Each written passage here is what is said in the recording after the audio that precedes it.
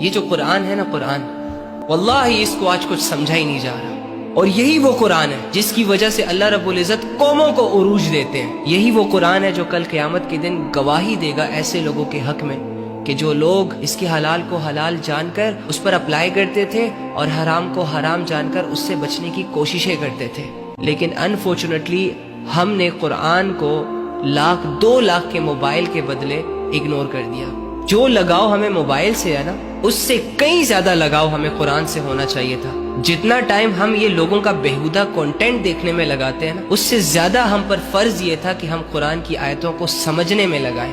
ہر بندے نے اپنے موبائل میں ایک دنیا بنائی ہوئی ہے، ایک چھوٹا سا سوشل سرکل بنایا ہوا ہے، 2-4 چہروں کی غلامیاں کی جا رہی ہیں۔ موبائلوں کی دنیا تو آباد ہو چکی ہے، اور ریئل زندگی میں 2 سال پیچھے جہاں تھے آج بھی وہیں کے وہی ہیں۔ قرآن نے آپ کو زندگی کا مقصد دینا تھا، موبائلوں نے آپ سے آپ کی زندگی کا مقصد ہی چھین لیا۔ اور سوری، اس کے غلط استعمال نے، صحیح استعمال کرے، بہت بڑی نعمت ہے اللہ کی، لیکن ہم نے اللہ رب العزت کی کون سی نعمت کی قدر کی ہے جو اس کی کریں گے؟